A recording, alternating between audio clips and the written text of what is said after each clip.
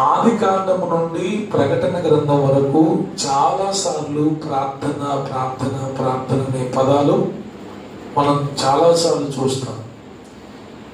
ప్రార్థన అనే పదాన్ని క్రైస్తవులు ఎక్కువ వింటారు, ఎక్కువ మాట్లాడతారు.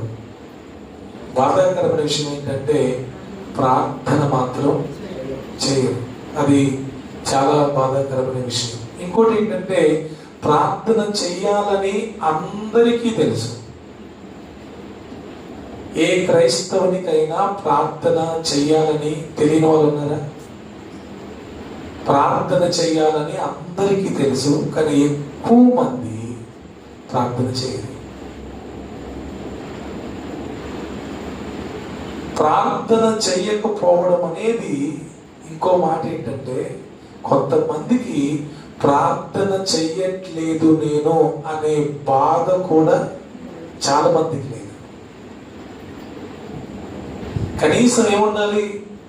అయ్యో నేను ప్రార్థన చెయ్యాలి కానీ చేయలేకపోతున్నాను అనే బాధ ఉండాలి. కానీ చాలా మందికి కనీసం నేను ప్రార్థన చెయ్యట్లేదు అనే బాధ కూడా లేదు. మీకు ఈ సందర్భంగా ఒక స్టేట్మెంట్ ఇవ్వాలనుకుంటున్నాను. ఇక్కడ వినేవారికైనా, యూట్యూబ్ ద్వారా వినేవారికైనా, ప్రార్థన చెయ్యని వారు క్రైస్తవులే కారు. ఏంటది? ప్రార్థన చెయ్యని వారు అసలు క్రైస్తవులే కారు. ఎవరి దృష్టిలో? దేవుని దృష్టిలో. ఒకవేళ నీ దృష్టిలో నువ్వు క్రైస్తవుని అవ్వచ్చు, మనుషుల దృష్టిలో కూడా క్రైస్తవులు అవ్వచ్చు, కానీ దేవుని దృష్టిలో మాత్రం ప్రార్థించని వారు ఎవ్వరూ కూడా దేవుని బిడ్డలు కారు. అంటే అసలు వాళ్ళు తిరిగి జన్మించారో లేదో కూడా డౌటే. అంతే. క్రైస్తవులు ఎప్పుడవుతారు? తిరిగి జన్మించినప్పుడే కదా. చూడండి, ఒక వ్యక్తి, ఒక బిడ్డ పుట్టింది అనుకోండి, పుట్టాడు అనుకోండి, ఫస్ట్ చేసే పని ఏంటి? ఏడవటమేనా కాదా? పుట్టాడు అనడానికి ఒక సూచన ఏంటంటే, ఒక గుర్తు ఏంటంటే, ఇంతకుముందు హాస్పిటల్స్లో ఒక స్త్రీని డెలివరీ కోసం తీసుకెళ్తే కాకినబడిందంటే ఏమనుకునేవాళ్ళు? పుట్టారు, డెలివరీ అయ్యారు అని అర్థమైపోయింది. అంటే ఒక బిడ్డ పుట్టాడు అనడానికి ఒక సూచన ఏడుపు. అట్లనే తిరిగి జన్మించారు ఒక వ్యక్తి అని అనాలి అంటే అది ఎక్కడ మొదలవుతుందంటే ప్రార్థనతోనే మొదలైంది. అవునా? ఒక వ్యక్తి ఎప్పుడు తిరిగి జన్మిస్తాడు చెప్పండి? తన పాపాలన్నీ ఒప్పుకొని పశ్చాత్తాపడి కన్నీటితో, కన్నీళ్లతో ఎవరైతే పశ్చాత్తాపడతారో ఆ రోజున బిడ్డ, ఆ వ్యక్తి తిరిగి జన్మించినట్టు. ఇక నేను పాపిని ఇచ్చి ఇంత చెడ్డ జీవితం ఇంతవరకు నేను జీవించానా, ఇంత పాపపు జీవితం జీవించానని పశ్చాత్తాపముతో కూడిన ప్రార్థన మనల్ని తిరిగి జన్మించేటట్లుగా చేస్తుంది. ఇక అప్పటి నుండి మనకి ఏడుపుగా కామనే కదా. పుట్టిన దగ్గర నుంచి పిల్లలకి ఏడుపు అనేది ఏంటి? కామన్. మా పిల్ల ఏడుస్తుంది అంటే ఏమంటారు? మరి పిల్లలు ఏడవకపోతే ఏం చేస్తారా అంటారు. ఏడవని చెప్తారా? ఏ పిల్లడికి ఏడవమని చెప్పాలా? ఏడవద్దు అన్నా కూడా ఏడుస్తూనే ఉంటారు. అది పుట్టిన బిడ్డకుండే లక్షణం. అట్లనే ప్రభువునందు గనక మనం పుడితే ఆటోమేటిక్గా మనం ఏడుస్తూనే ఉంటాం కదా. కానీ చాలా మంది క్రైస్తవులు ఏడవట్లేదు. ఏడుస్తున్నారా? ఏడవట్లేదు. ప్రార్థన, కన్నీటి ప్రార్థన. ఎంతమందిలో చూడగలుగుతున్నా? లేదు. డ్రై అయిపోయారు, ఎండిపోయారు. ఇంకా పెదవులతో ప్రభు చెప్పినట్టు ప్రార్థిస్తున్నారు తప్ప హృదయపూర్వకంగా ప్రార్థించేవారు లేరు. సో తిరిగి జన్మించిన వ్యక్తి ప్రతిరోజు ఏడవాల్సిందే. అవునా? రోజుకు ఒకసారా? పిల్లలు ఎన్నిసార్లు అంటారు? లెక్కే లేదు. అట్లనే ప్రతి క్రైస్తవుడు ఏడవాల్సిందే. అందుకే ప్రభువు కూడా ప్రార్థనకి లిమిట్ పెట్టాడా? ఎడతెగక విసుగక నిత్యము ప్రార్థన చేయమని చెప్పారు యేసయ్య. మరి ఏది? రోజుకు ఒక్కసారి కూడా ప్రార్థన చేసే క్రైస్తవులు లేదు ఈ రోజున. అసలు ఇంకా బాధాకరమైన స్టేట్మెంట్ ఏంటంటే, ప్రార్థన చేయకుండానే క్రైస్తవ జీవితాన్ని జీవించేస్తున్నారు. ప్రార్థన చేయకుండానే క్రైస్తవ జీవితాన్ని జీవిస్తున్నారు. అది క్రైస్తవ్యానికి తనకి చాలా నష్టం. క్రైస్తవునికి ఉండవలసిన మొట్టమొదటి లక్షణం ప్రార్థించడం. ద వెరీ ఫస్ట్ క్వాలిఫికేషన్ అది. అదే లేదు అంటే ఇక మిగతా అసలు ఇంకేం అవసరం లేదు. ప్రార్థించని క్రైస్తవుడు ఏం చేసినా ఏముంటది అమ్మా? ప్రార్థన అంటే ప్రభువుతో మాట్లాడడం. ఏదైనా చెయ్యాలి అంటే ఫస్ట్ ప్రభువుతో మాట్లాడి చేయాలి. ప్రభువుతో మాట్లాడకుండా చేస్తున్నావంటే నీ జీవితంలో నువ్వు ప్రభువుతో సంబంధం లేదు. చాలా మంది సంబంధాలు ప్రభువుతో తెగిపోయాయి. తండ్రిని అడగకుండా చేయొచ్చు ఏమన్నా? మీరు చెప్పండి. మనం ఏది చేసినా తండ్రిని అడిగి చేయాలి. అది క్రమం. మరి రోజున ఏది చేసినా తండ్రిని అడగకుండా చేస్తున్నారు. దానివల్ల ఎవరికి నష్టం? వారికే నష్టం. సో ప్రార్థించటం అనేది మన జీవితంలో సహజమైపోవాలి. బ్రష్ చేయటం, స్నానం చేయటం, ఆహారం తినటం, పడుకోవడం, పని చేసుకోవడం ఎలాగైతే మన జీవితంలో కామన్ థింగ్స్, ప్రార్థన కూడా మన జీవితంలో కామన్ అయిపోవాలి, అలవాటైపోవాలి. దానికి ప్రత్యేకంగా చెప్పాల్సిన అవసరం లేదు. భర్త భార్యకి చెప్పకూడదు ప్రార్థన చేసుకోమని, భార్య కూడా భర్తకి చెప్పకూడదు ప్రార్థన చేసుకోమని. కానీ దారుణం ఏంటంటే చెప్పినా కూడా చేయట్లా. ఇది ఇవి బేసిక్స్ అన్నమాట. ప్రార్థన అనేది ఏంటి? బేసిక్. అది ఊరక సంఘాల్లో ప్రార్థన చెయ్యండి అని చెప్పించుకోకూడదు. చెప్పించుకోవచ్చా? కానీ ఎంత చెప్పినా సంఘంలో ఇంకా ప్రార్థన చేయని వారు చాలా మంది ఉన్నారు. అది చాలా బాధాకరమైన విషయం. కాబట్టి ప్రార్థన చేయని వారు ఒకసారి ఆలోచించుకోవాలి. మీరు రక్షణలో ఉన్నారో, రక్షణ నుండి తొలగిపోయారో, అసలు మీరు రక్షింపబడ్డారో లేదో కూడా చెక్ చేసుకుంటే మంచిది. అవునా? చచ్చిపోయిన బిడ్డ ఏడుస్తారా? చనిపోయి పుట్టారు బిడ్డ ఏడుస్తారా? ఏడవరు. ఎందుకు? జీవం లేదు. అట్లా చాలా మంది క్రైస్తవులు బైబిల్ చెప్పినట్లుగానే ఎలా ఉన్నారు? సచ్చిన స్థితిలో, పేరుకే జీవించుచున్నావన్న పేరు మాత్రం ఉంది కానీ నీవు మృతుడవే అన్నట్లుగా ఉన్నారు. రైట్. కొన్ని విషయాలు నేను మీకు చెప్తాను చూడండి. ముఖ్యంగా ఒక వ్యక్తి ప్రార్థన చేయకపోవడానికి కొన్ని కారణాలు ఉన్నాయి. ఎందుకు క్రైస్తవుడు ప్రార్థన చేయడు అంటే ఫస్ట్ రీజన్ ఏంటి తెలుసా? ప్రార్థనని సీరియస్గా తీసుకోరు. వాళ్ళ దృష్టిలో ప్రార్థన చాలా సిల్లీ, సింపుల్, చులకన.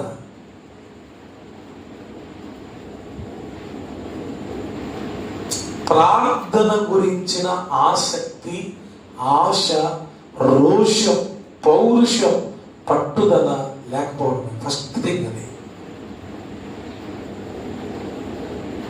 దాని వల్లనే 90% మంది క్రైస్తవులు ప్రార్థన చేయరు. అసలు ప్రార్థనకి వాళ్ళ దృష్టిలో విలువే లేదు. ప్రార్థన మాకు తెలుసులే, మేము చేసుకుంటాంలే, ఇదే కవర్ చేసుకోవడానికి. ఎంత డేంజర్ తెలుసా అది? ప్రార్థనని లైట్ తీసుకోవడం అంత డేంజరు ఇంకొకటి లేదు. ఇది ఎవరు కలిగించే ఆలోచన తెలుసా? ఇది ఖచ్చితంగా దుష్టుడు కలిగించే ఆలోచన. ప్రార్థన చేయకపోతే ఏం కాదులే, ఏంటంటే ప్రార్థన చేయకపోతే ఏమీ కాదు అనే ఒక చులకన భావం ఆ వ్యక్తిని ప్రార్థన చేయకుండా చేస్తుంది. నాకు మరి నేను హాస్టల్లో ఉన్నప్పుడు, ఇది మీకు కొంచెం నమ్మడానికి కష్టంగా ఉంటుంది కానీ నాకు నిజం. నేను హాస్టల్లో 5 years హాస్టల్లో చదువుకున్నప్పుడు తెలియకుండానే ప్రార్థన చేసుకోవటం, బైబిల్ చదువుకోవడం అలవాటు. పెద్ద పెద్ద ప్రార్థన ఏం కాదు, అసలు ప్రార్థన గురించి పెద్దగా తెలియదు. కానీ ఒక 5 నిమిషాల లోపే ప్రార్థన ఉంటుంది. ఒక చిన్న అధ్యాయం ఏదైనా, కీర్తనలోనే బాగా చిన్న అధ్యాయం ఏముంటుందో అది చూసి చదువుకుంటాం రోజు. అంటే నా టార్గెట్ ఏంటంటే, ఈరోజు నేను ప్రార్థన చేశాను, బైబిల్ చదివాను అని నా వరకు నేను సాటిస్ఫై అవ్వడం కోసం, తెలుగులో నాకు తృప్తి, ఇవాళ ప్రార్థన చేసి బైబిల్ చదివి స్కూల్కి వెళ్ళాలి, అలా చేసుకునేవాడిని. కొన్నిసార్లు కంగారులో లేట్గా లేవడం వలన, చదవటం రాయటం ఎక్కువ ఉండడం వలన, కొన్నిసార్లు మర్చిపోవడం వలన, కొన్నిసార్లు మిస్ అయ్యేది ప్రార్థన కానీ బైబిల్ కానీ, ఏదో ఒకటి మిస్ అయ్యేది. కొన్నిసార్లు 2 మిస్ అయ్యేది. మిస్ అయినప్పుడు దారిలో ఏదైనా చిన్న ప్రమాదం జరగడమో, స్కూల్లో చిన్న గొడవ కావడమో, టీచర్ కొట్టడమో, ఇలాంటివి జరిగి జరగగానే గుర్తొచ్చేది ఏంటి కదా, అది ఇవాళ ప్రార్థన చేయదా, ఇవాళ బైబిల్ కావాలి, అందుకే నాకు ఇది జరిగిందని నేను అట్లా అనుకొని రేపటి నుంచి అస్సలు మిస్ అవ్వద్దని మళ్ళీ కంటిన్యూ చేసుకునేవాడిని. కొన్నిసార్లు ఎందుకో మరి అట్లా జరిగేది నా జీవితంలో. అప్పుడు ఏంటంటే ఇక ప్రార్థనని, వాక్యాన్ని మిస్ అవ్వకుండా ఉండేది. కొంతమందికి దేవుడు ఇలా చేస్తాడు, కానీ కొంతమంది దీని విషయంలో కూడా కఠినపరచబడతారు. ఏం కాదులే, ఈ శుద్ధితత్వం లేకపోతే, అబ్బో నేను ప్రార్థన చేయకపోవడాన్ని బట్టే నాకు ఇది జరిగింది అనే స్పృహ మనకి లేకపోతే, అది కూడా కొంతమంది ఏంటంటే ఏం కాదులే, ప్రార్థన చేయకపోతేనే జరిగిందా, కామన్ జరుగుతూనే ఉంటాయి. కానీ కఠినపరచబడితే ఏమైంది తెలుసా, ఇంకా జీరో, ఇంకా ప్రార్థన ఉంటుంది ఇక జీవితంలో, అస్సలు ఉండదు. అది చాలా డేంజర్.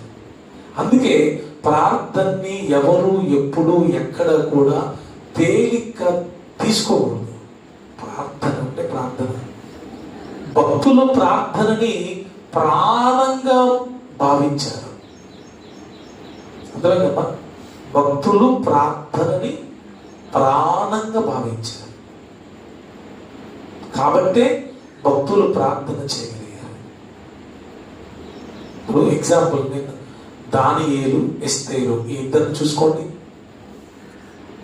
దానియేలుకి ప్రార్థన అంటే ఎంత విలువో, ఎంత ఆసక్తో మనకి తెలిసిందా లేదా?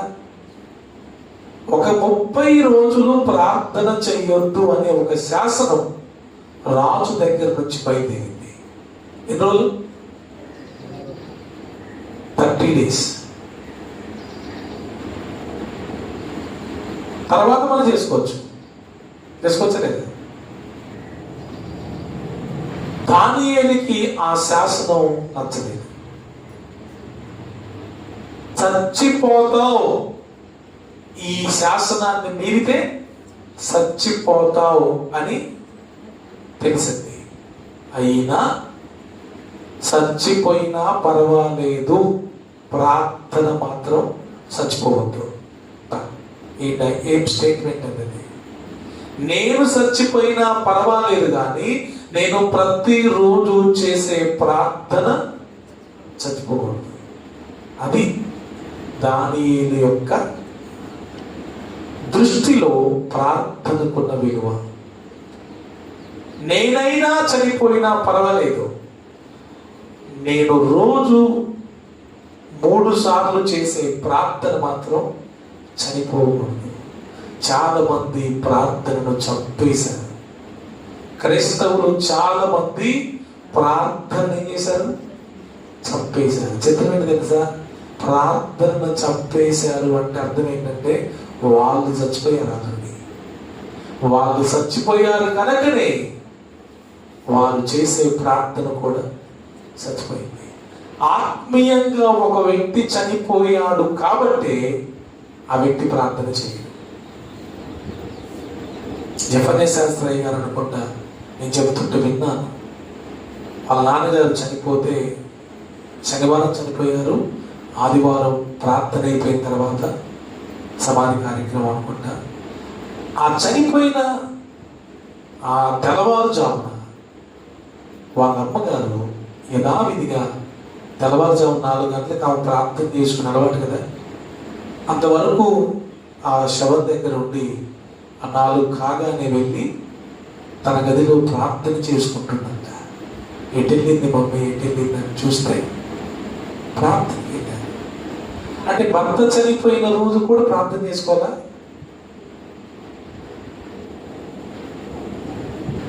చేసుకోవాలి.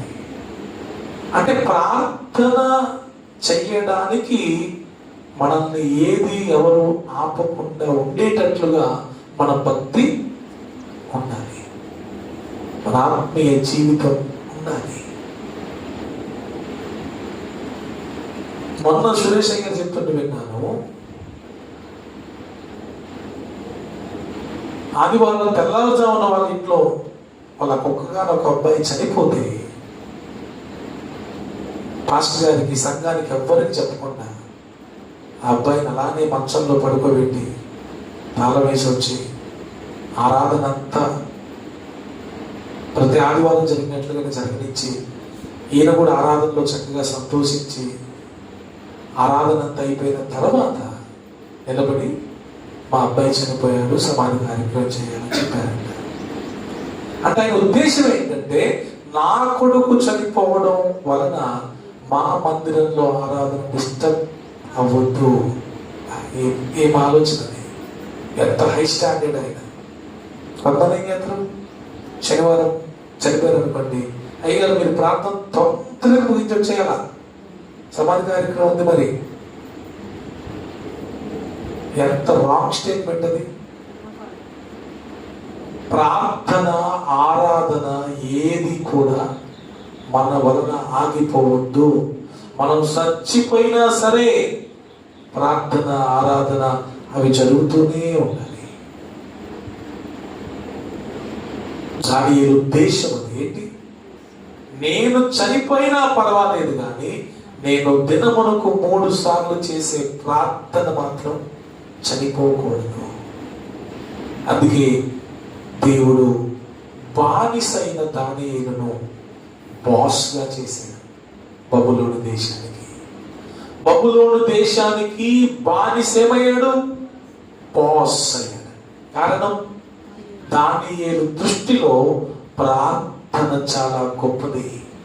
తన ప్రాణమైన పోయినా పర్వాలేదు కానీ ప్రార్థన మాత్రం ఆగొద్దు అనే తీర్మానం కలిగిన వ్యక్తి.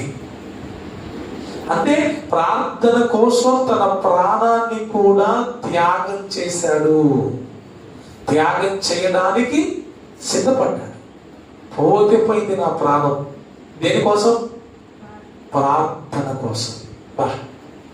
ఏం భక్తి అనేది చెప్పుకోవడం సులభమే కానీ ఆ సిచ్యువేషన్లో అలా ప్రవర్తించడం ఉండదు చూడండి, అదంత ఈజీ కాదండి. ఈ రోజున ఒక్క పూట పనే మనం వదులుకోవట్ల ప్రార్థన కోసం. ప్రాణాన్ని వదులుకుంటామా? ఎస్తేర్ రాజు అనుమతి లేకుండా రాజుగారి దగ్గరికి రానైనా కూడా వెళ్ళడానికి లేదు. చెప్పేసింది మొర్దెకైకి ఈ విషయం ఇది అని. మొర్దెకై కొంచెం కోపడ్డాడు.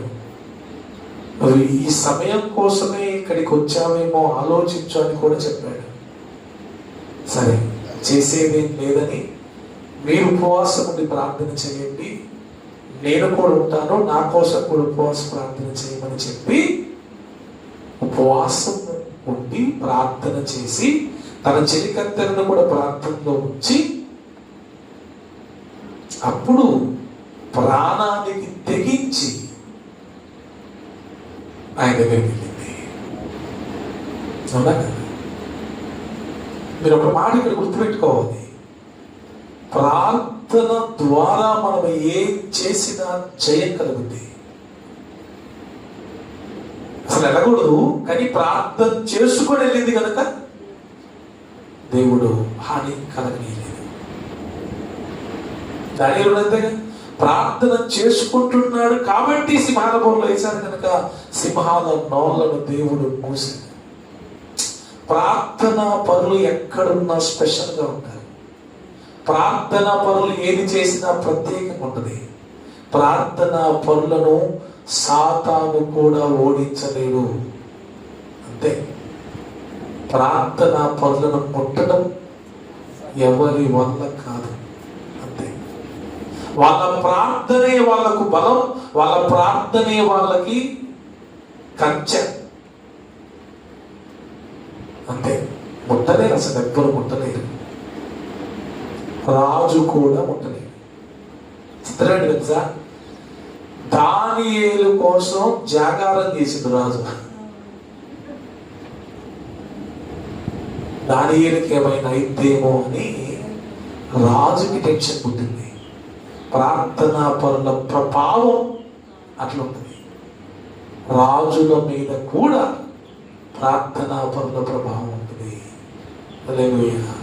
అదే కదా, ఈ ఎస్తేరు కూడా రాజు దగ్గరికి వెళ్తే ప్రార్థనా పూర్వకంగా వెళ్ళింది కనుక రాజు హృదయం సున్నితంగా చేయబడింది. లెక్క ప్రకారం ఎందుకు వచ్చినావు అని తిట్టాలి, కానీ ప్రార్థనా పూర్వకంగా వెళ్ళింది కనుక హలో హాయ్ ఏంటి ఇలా వచ్చావని ప్రేమగా మాట్లాడటం మొదలుపెట్టాడు. సేమ్ అదే సిచ్యువేషన్ తెలుసా? యాకోబు యబ్బోకు రేవు దగ్గర కసితో పగతో తన అన్నయ్య ఏశావు తనను చెప్పడానికి వస్తుంటే యబ్బోకు రేవు దగ్గర యాకోబు రాత్రంతా ప్రార్థన చేయడాన్ని బట్టి ఈ రాత్రి చేసిన ప్రార్థన తెల్లవారగానే చెప్పడానికి వచ్చిన ఏశావు యాకోబును హత్తుకున్నాడు. యాకోబు మీద పడి ఏడ్చాడు. పగ ప్రేమగా మారిపోయింది. ఎంత అద్భుతం కదా! చంపాలి అనుకున్నవాడు తమ్ముడిని చూసి కౌగిలించుకొని ఏడుస్తున్నాడు. ఏం మార్చింది? అది that is the power of prayer. మనం అనుకుంటాం ప్రార్థనలో ఏముంది అని. మీరు నమ్మండి నమ్మకపోండి, ప్రార్థనలో చాలా శక్తి ఉంది. చాలా అంటే ఇంత అంత అని కాదమ్మా, ప్రార్థనలో చెప్పలేనంత శక్తి ఉంది. ప్రార్థన చాలా శక్తి గలది. ఇంకా మీరు చెప్పనా, ఉపవాస ప్రార్థన ఇంకా శక్తి గలది. ఈ మధ్యలో దేవుని దయ వల్ల నాకు ఆ టేస్ట్ ఏంటో ప్రభు తెలియజేస్తున్నాడు. ఎస్, నేను దైవ సన్నిధిన ఇసుకపల్లి అక్కడికి వెళ్ళాను మీటింగ్స్ కోసం చాలా సంవత్సరాల క్రితం. అక్కడ సుధాకర్ గారిని చూసినప్పుడు ఆయన స్టేజ్ మీదకి వస్తే పాడినా కన్నీళ్ళే, ప్రార్థించినా కన్నీళ్ళే, వాక్యం చెప్పినా కన్నీళ్ళే. ఎస్ఆర్ఎం గారు వచ్చినప్పుడు వెళ్ళి అక్కడికి నేను, మా ఆవిడ సూర్య, వాళ్ళ ఆవిడ సుధీరన్న, సుధీర్ సార్ రమ్మంటే వెళ్తే అసలు ఆయన స్టేజ్ మీద చూసి నేను ఆశ్చర్యపోయా. అసలు ఏంది మనిషి కదిలిస్తే కన్నీళ్ళు వచ్చేస్తాయి, అట్లా వస్తాయా? కన్నీళ్ళు రావడం అంత ఈజీయా? అంత సులభమా? అక్కడే ప్రభువుని అడిగా, ప్రభువా నాకు అటువంటి ఆత్మ కావాలి. స్పిరిట్ ఆఫ్ టీయర్స్, కన్నీటి ఆత్మ నాకు కావాలని ప్రభువుని అడిగాను. అద్భుతం, ప్రభువు ఆ కృపనిచ్చాను. ఆ తర్వాత ఈ మధ్యలో ఉపవాస ప్రార్థన యొక్క శక్తి ప్రభు తెలియచేస్తున్నారు. దాని ద్వారా ఆయన చేసే కార్యాలు చూస్తున్నాను. మామూలు ప్రార్థన, ఉపవాస ప్రార్థన, కన్నీటి ప్రార్థన, సరే పవర్ పెరుగుతూ ఉంటుంది, పవర్ పెరుగుతూ ఉంటుంది. మిడ్ నైట్ ప్రార్థన కూడా, రాత్రంతా ప్రార్థన, అర్థమవుతుంది. దానికి నిద్రను త్యాగం చేయాలి. రాత్రంతా ప్రార్థన చేయాలంటే నిద్రను త్యాగం చేయాలి. ఉపవాస ప్రార్థన చేయాలంటే ఆహారాన్ని త్యాగం చేయాలి. ఒక ప్రశ్న మిమ్మల్ని అడుగుతున్నా నేను, మీరు ప్రార్థన కోసం ఏం త్యాగం చేస్తున్నారు చెప్పండి? ప్రార్థన చేయటం కోసం ఏం త్యాగం చేస్తున్నారు?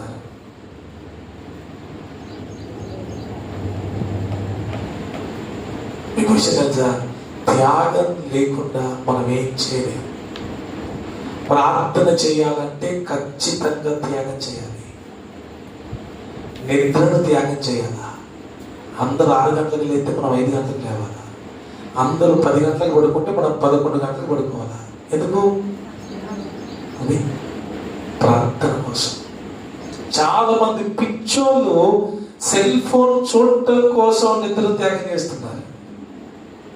అవునా? 9 గంటలకే పడుకుందామని బెడ్ మీద పడుకుంటారు, సెల్ ఆన్ చేద్దరిగా. అది 10 అయిద్దో, 11 అయిద్దో, 12 అయిద్దో, 1 గంట అయిద్దో తెలియదు. ఎందుకంటే ఆ మొబైల్ అలా తీసుకెళ్ళిపోయింది. నేను కొంతమంది తెల్లారుజాములు లెగుస్తారు, సెల్ తీస్తారు, 6 అయిద్దో 7 అయిద్దో కూడా తెలియదు. అనవసరమైన వాటి కొరకు నిద్రను త్యాగం చేస్తున్నారు, కానీ అవసరమైన దాని కొరకు త్యాగం చేయాలి. మీ అందరికి చెప్తున్నాను నేను, ఫస్ట్ మీరు ప్రార్థన చేయాలంటే త్యాగం చేయాల్సిందేంటి? నిద్ర. నెంబర్ 2 తిండి. అవును, ఫుల్గా తింటే వచ్చేది నిద్రే, ప్రార్థన కాదు. ఏమవుతుంది? ఒక పూట, ఒక రోజు, ఒక 2 రోజులు, ఒక 3 రోజులు తిండిని త్యాగం చేయాలి. మన ప్రార్థనకి శక్తి సమకూర్చబడుతుంది. త్యాగం లేకుండా ఏం చేయలేము. ముఖ్యంగా మీకు మాట చెప్పిన, ఈ రోజు మన సమయము దొంగిలించేవి కొన్ని చెప్తా చూడండి. ఆ సమయాన్ని మనం ప్రార్థన కోసం వాడితే ఎంత బాగుంటుందండి. ఇప్పుడు చెప్పినట్టుగా ముందు మన సమయాన్ని ఎక్కువ దొంగిలించేది సెల్లే. ఏంటి? సెల్లే.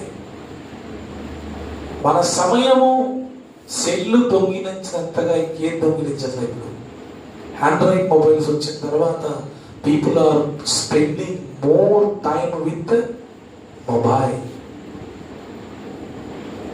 అందుకే ఈ మధ్యలో ఎక్కువ నినాదం వినబడతా ఉంది, సెల్ ఫాస్టింగ్ అంట. ఏ ఫాస్టింగ్? సెల్ ఫాస్టింగ్ అంటే ఇక నువ్వు ఎంతవరకు ఉపవాసం ఉంటావో అంతవరకు సెల్ ముట్టుకోకూడదు. అది 6 గంటల, 12 గంటల, 24 గంటల. ఇది చాలా పవర్ఫుల్ తెలుసా మీకు? సెల్ ఫాస్టింగ్ అనేది చాలా పవర్ఫుల్. ఫోన్ కాల్స్ లేవు, చాటింగ్ లేదు, వీడియోస్ లేవు, యూట్యూబ్ లేదు, ఫేస్బుక్ లేదు, ఏం లేదు. స్విచ్ ఆఫ్ చేసి బీరోలో పెట్టి ప్రార్థన చేసుకున్నాం. వండర్ఫుల్. ఏ డిస్టర్బెన్స్ ఉండదు. ఇంకా లేదంటే మోకరించగానే టికెటింగ్ అంటాడు. అది అల్లలి అనుకుంటూ పోయి మన అలో అంటాం. అది సెల్ ఫాస్టింగ్. అందుకే మొబైల్ని మనం ప్రార్థన చేయడం కోసం త్యాగం చేయాలి. నెంబర్ 2 ఇప్పుడు చెప్పాక నిద్రని త్యాగం చేయాలి. నెంబర్ 3 ఫుడ్ని అంటే తిండిని త్యాగం చేయాలి. నెంబర్ 4 కొంతమందికి టీవీల పిచ్చి ఉంటుంది.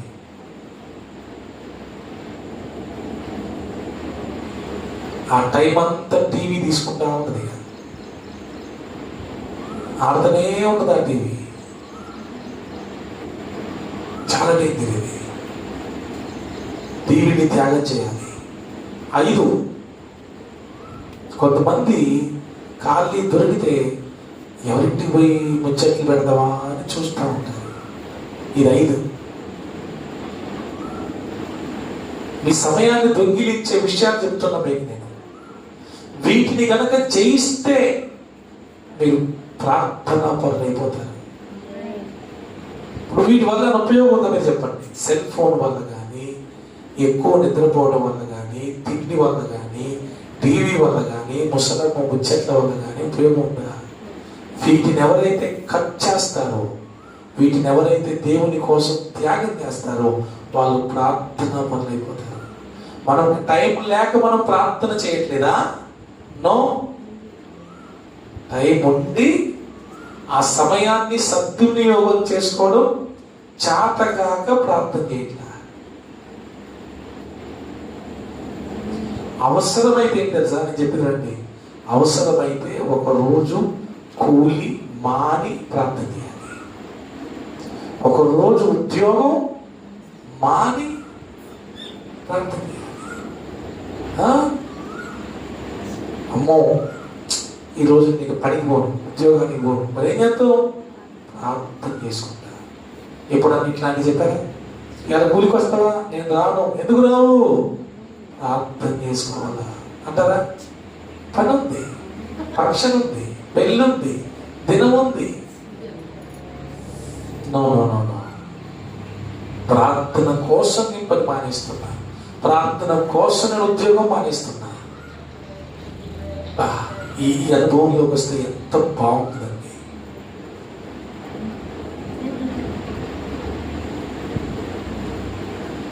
హల్లెలూయా, ప్రైజ్ ది లార్డ్. ఇంకోటి ఏంటి తెలుసండి, ప్రార్థించేవారు చిన్న ప్రార్థన చేసిన గొప్ప కార్యం జరుగుతుంది. ప్రార్థన పరులు చిన్న ప్రార్థన చేసినా కూడా గొప్ప కార్యం జరుగుతాయి. వాళ్ళెవరు? ప్రార్థించేటోళ్ళు కాబట్టి వాళ్ళ చిన్న ప్రార్థన కూడా గొప్ప శక్తి ఉంటుంది. కొంతమంది అసలు ప్రార్థన చేయరు, ఇక బాగా బాధలు వచ్చినప్పుడు ఉపవాసం ఉంటే ప్రభు ప్రభు అంటారు. అది దేవుడు సోన చూడడానికి. అంటే ఇన్ని రోజులేమో ఏ బాధలు లేవు కాబట్టి ఆయన ప్రశాంతంగా ఉండి ఇప్పుడు నెత్తి మీదకి వచ్చిందని ఇక కన్నీళ్ళు కాసి ఉపవాసం ప్రార్థన చేస్తున్నావా బిడ్డ? అది స్వార్థంతో కూడిన ప్రార్థన. చిన్న ప్రార్థన అయినా పెద్ద కార్యం చేయాలంటే మనం ప్రార్థనా పరులమై ఉండాలి. అందుకే నేను చాలా మంది దైవజనులు చూశాను ఈ మధ్యలో. వాళ్ళు నడుచుకుంటూ ప్రార్థన చేస్తారు, పని చేసుకుంటూ ప్రార్థన చేస్తారు. వీళ్ళేంటి కలిసి ప్రార్థన చేస్తారని మీరు ఏంటండి? కళ్ళు మూసి చేసే ప్రార్థన వేరే ఉంది, ఇప్పుడు కళ్ళు తెరిచి చేస్తున్నారు ప్రార్థన. కాబట్టి వాళ్ళు కళ్ళు తెరిచి ప్రార్థన చేసిన కార్యం జరుగుతుంది, నడుచుకుంటూ ప్రార్థన చేసిన కార్యం జరుగుతుంది, పడుకొని ప్రార్థన చేసిన కార్యం జరుగుతుంది. ఎందుకంటే వాళ్ళు ఎవరు? ప్రార్థనా పరులు. ఇంకో ముఖ్యమైన మాట, ప్రార్థించేవారు ప్రజలకు ఆశీర్వాదకరంగా ఉంటారు.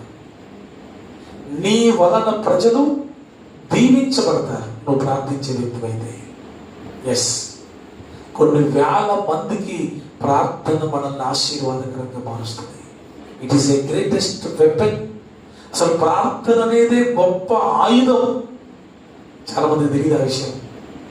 ప్రార్థన ద్వారా దేన్నైనా పొందుకోగలం, దేన్నైనా జయించగలం, దేన్నైనా సాధించగలం. ఆగరు ఉంది, వెతగొట్టబడింది శారా చేత. ఇస్మాయిల్ ఏడుస్తున్నాడు, దాహం అయితుంది, నీళ్ళు ఎక్కడ చూసినా కనబడట్లా. ఏం చేసింది? ప్రార్థన చేసింది. వెంటనే లేని నీళ్ళు వచ్చినాయి అక్కడికి. నీళ్లు కాదు, ఏంటది? నీటి ఓటలు. అసలు నీళ్ళే లేవురా బాబు అంటే ఓట్లు వచ్చినాయి. కారణం చిన్న ప్రార్థన అంటే. అంతేనే కదా, అది ప్రార్థన యొక్క శక్తి. మనం ప్రార్థన చేస్తే దేన్నైనా పొందుకుంటాం. సంతానం లేదు అన్నాకి, మందిరేకి వెళ్ళిపోయింది. పెరిగినాతో గొడవ పెట్టుకోలే, తన బాధంతా దేవుని ఎదుట చెప్పుకుంది. దేవుడు కనికరించి సంతానాన్ని చేశాడు. ఏ డాక్టర్ ఎంత చెప్పండి, ఎన్ని డబ్బులు ఖర్చు పెడితే వస్తాయి సంతానం? ప్రభు ఇవ్వాలి. హల్లెలూయా, ప్రైజ్ ది లార్డ్. ప్రార్థన ద్వారా ఎంతమంది స్వస్థత పొందుకోలే? దావీదు కుమారుడా నన్ను కనికరించిన ఒక్కటే చిన్న ప్రార్థన, గుడ్డోడు చూపు గలవాడైపోయాడు. అదే ఆ ప్రార్థన చేయకపోతే అంతే. బైబిల్లో స్మాలెస్ట్ వర్స్, యేసు కన్నీళ్లు విడిచెను. ఆ ప్రార్థన చనిపోయిన లాజరును లేపింది. ప్రైజ్ ది లార్డ్, హల్లెలూయా. ఇంకో ప్రాముఖ్యమైన విషయం నేను మీకు చెప్పి ముగించేస్తాను. చూడండి, చాలా మంది ప్రారంభంలో బాగా ప్రార్థన చేస్తారు. మొదట్లో అందరూ ప్రార్థన పర్లే. బాప్తిజం తీసుకున్నప్పుడు ఎవరు ప్రార్థన చేయాలి? ఫస్ట్ గుడికి వచ్చినప్పుడు ప్రార్థన చేయకుండా ఎవరు ఉంటారు చెప్పండి? ఎప్పుడైతే ప్రార్థన చేస్తుంటే కొన్ని శ్రమలు వస్తాయి, కొన్ని ఆటంకాలు వస్తాయి, కొన్ని ఇబ్బందులు జరుగుతాయి, ఇంట్లో కొన్ని గొడవలు జరుగుతాయి, ఒంట్లో కొంత ఆరోగ్యం దెబ్బతింటుంది. ప్రార్థన చేయడం వల్లనే ఇవి కలుగుతున్నాయని వాళ్ళకి అర్థమైపోయింది. అర్థమైపోయిన తర్వాత ప్రార్థన మానేస్తారు, ప్రార్థన చేయడం మానేస్తారు. ఇక అంతే చేయరు. ఒకవేళ ఇట్లాంటి వాక్యాలన్నీ మళ్ళీ రేపటి నుంచి స్టార్ట్ చేసినా చేయంగానే ఏదో జరుగుద్ది నష్టం. అబ్బో ఇది చేయొద్దు బాబు, ఫిక్స్. ఇక్కడ మాట బాగా వినండి. నువ్వు ప్రార్థన చేస్తుంటే సాతాను రాజ్యానికి నష్టం కలుగుతుంది. నువ్వు ప్రార్థన చేస్తే సాతానికి మంట కలుగుతుంది. నువ్వు ప్రార్థన చేస్తే సాతానికి నష్టం కలుగుతుంది. అంటే ఇప్పుడు ప్రార్థనలో ఏముందని అర్థమవుతుంది నీకు? లేదా? అది సైతానికి అర్థమైంది, నీకు అర్థం కావట్లే. ఇంకా నీ ప్రార్థన శక్తి గలది అని సైతానికి అర్థమై నిన్ను ప్రార్థన చేయకుండా ఆపడానికి వాడు దిగొస్తాడు. నువ్వు వానికి భయపడి ప్రార్థన ఆపేస్తే దాంట్లో అర్థం ఉంటుందా? దాంట్లో అర్థం ఉంటుందా? ఎంత శక్తి కలిగింది ప్రార్థన. ఆగకూడదు. దేవుని సహాయాన్ని కోరుకొని దాన్ని జయించాలి. 40 రోజులు ఉపవాస ప్రార్థన ప్రభువారు చేశారు. దేవుడు ప్రత్యక్షమయ్యాడా? దెయ్యం ప్రత్యక్షమయ్యాడా? దేవుడు ప్రత్యక్షమయ్యాడా? దెయ్యం ప్రత్యక్షమయ్యాడా? దెయ్యం ప్రత్యక్షమైంది. శోధించింది. సైతాను ప్రార్థించే వాళ్ళని శోధిస్తుంది, గుర్తుపెట్టుకోండి. అయినా మనం మన ప్రార్థన ఆపొద్దు, గద్దించాలి. సైతానా పో అంటూ పోయిందా లేదా? వచ్చింది. దేవుడు గద్దించగానే వెళ్ళిపోయింది. మనకు గద్దించడం చేతగాక భయపడి ప్రార్థన మానేస్తున్నాం. పిరికోళ్ళం మనం. బైబిల్లో ఉందా? పిరికి వారు దేవుని రాజ్యానికి వారసులు అవుట్. అవుట్. శ్రమలు రాని, బాధలు రాని, కన్నీళ్లు రాని, శోధనలు రాని, ప్రార్థన అయితే ఆపేది లేదు. ప్రార్థన ఆపడానికే సైతాన్ ప్లాన్ అది. అది మీకు తెలియాలి కదా. తెలుసు మనకి, ధైర్యం సరిపోదు మనకి. చాలా మంది అక్కడ ఆగిపోతున్నారు. కానీ అస్సలు ఆగదు, అస్సలు ఆగదు. ప్రాణం పోతే తెలుసా మీకు? పోయిద్ది అనుకుంటాం కానీ ప్రాణం పోదు. పోయినంత పని అయిందంతే. ఇప్పుడు దానియేలు పరిస్థితి పోయిందిరా, ఈయన ప్రాణం ఈ రాత్రితో పోయింది అని అందరూ అనుకున్నారు, దానియేలు తప్ప. ఒకవేళ దానియేలు కూడా అనుకుని ఉండొచ్చు, పోయిందనే ప్రాణం ప్రభు కోసం కదా అని. కానీ పోయిందా? పోరు. అంత ఈజీగా ప్రార్థనా పరుల ప్రాణం పోయిందా? ప్రార్థనా పరులు అంటే దేవునికి ఎంత ఇష్టం అండి. అలాంటి వాళ్ళ ప్రాణం తీస్తుంటే దేవుడు కళ్ళు మూసుకొని ఉంటాడా? చేతగాని వాళ్ళు ఉంటాడా? అస్సలు ఉంటాడు. పేతురు ప్రాణం తీయాలనుకున్నారు, తీసారా? పౌలు శీలల ప్రాణం తీయాలనుకున్నారు, తీసారా? నో. తెల్లవారితే పేతురుని చంపేయాలి ఆ ఉద్దేశంతో అరెస్ట్ చేసి జైల్లో పెట్టారు. ప్రాణం తీయలేకపోయారు. సంఘం ప్రార్థించింది, సంఖ్యలు విడిపోయాయి. అది ప్రార్థనలో ఉన్న శక్తి అది. అందుకే సైతాను మనల్ని ప్రార్థన చేయకుండా ఆపుతాడు. ఇంకో మాట చెప్తా మీకు, ప్రార్థన చేసేవారు పాపము చేయలేరు. ప్రార్థన శక్తి ఏంటంటే పాపం చేయకుండా ఆపుద్ది. అంత శక్తి ఉంది ప్రార్థనలో. మీరు పొద్దున్న లేసి 1 గంట ప్రార్థన చేసుకోండి, 1 గంట బైబిల్ చదువుకోండి. పాపం మీ దగ్గరికి వస్తే తుఫు అని అవుతారు పాపం మీద. అదే ప్రార్థన చేయనోడు పాపం రాగానే చూసి కౌగిలించుకుంటాడు. పాపం చేయడానికి రీజన్ ఒకటే, ప్రార్థన లేకపోవడం. ప్రార్థన చేయని వారు పాపానికి ఈజీగా అట్రాక్ట్ అవుతారు. ప్రార్థన చేసేవారు పాపాన్ని ఈజీగా పో అని దాన్ని చేయించేస్తారు. హల్లెలూయా.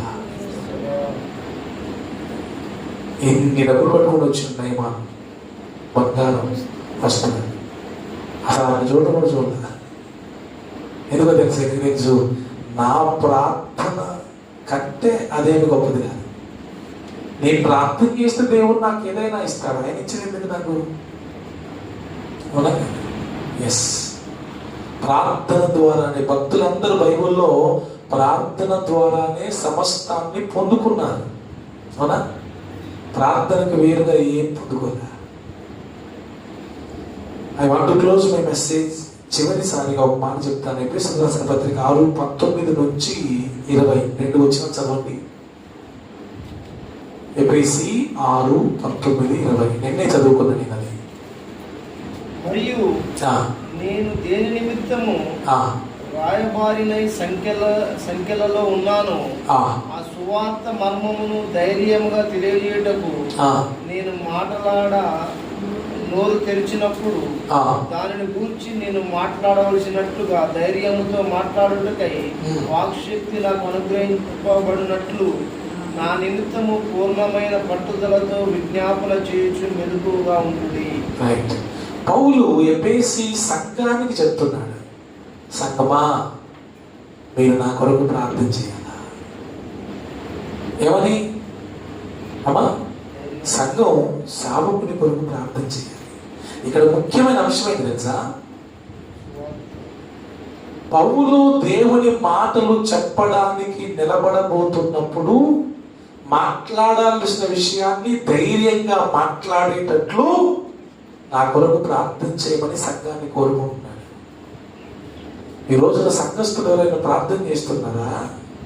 రేపు ఆదివారం ప్రభువా మా సేవకు నిలబడి మాట్లాడాలి, వాడుకో అయ్యా, అభిషేకించయ్యా, సంఘం అందరితో మాట్లాడయ్యా అని ఏ సంఘస్థులైనా ప్రార్థన చేస్తున్నారా? నాకు తెలిసేది ఊరు చేయాలి.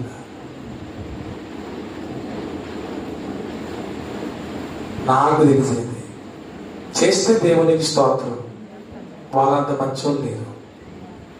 ఏ సంఘం అయితే చెప్తున్నా వినండి, ఏ సంఘం అయితే ప్రతి ఒక్కరూ సేవకుడు సండేనే కాదు, సేవకుడు ఎక్కడెక్కడ వాక్యం చెప్పబోతున్నాడో తెలుసుకొని సేవకుని కొరకు, అంటే వాక్యం దేవుడు సేవకుని వాక్య పరిచయంలో వాడుకోవాలని ఎవరైతే భారం కలిగి పట్టుదల కలిగి ప్రార్థన చేస్తారో ఆ సేవకుని దేవుడు బలంగా వాడుకుంటాడు.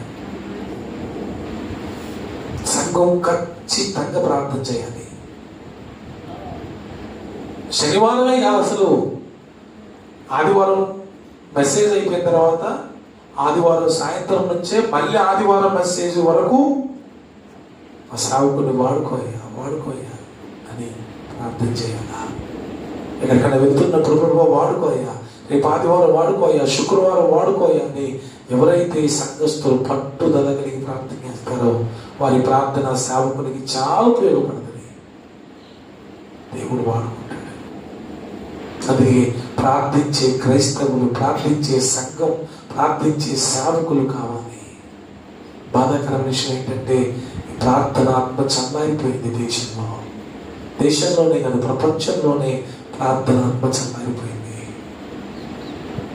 మీరందరూ ప్రార్థన చేయండి. మరలా మన దేశంలో ప్రార్థన ఉద్యమం రగులుకోవాలి. ప్రార్థన గుంపులు లేవాలి. ప్రార్థించే స్త్రీలు, ప్రార్థించే పురుషులు లేపబడాలి.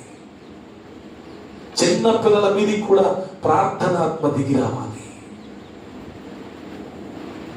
నేను మొన్న దగ్గర ఉంటున్నాను, 12 ఏళ్ల పాప మీదకి పరిశుద్ధాత్మ దేవుడు దిగి వచ్చినప్పుడు ఒక ఇద్దరు పిల్లలు, ఇద్దరు యవనస్తులు దాదాపు వారం రోజుల వరకు వాళ్ళ నోటికొండ అన్య భాష తప్ప మామూలు భాష రాలేదంట.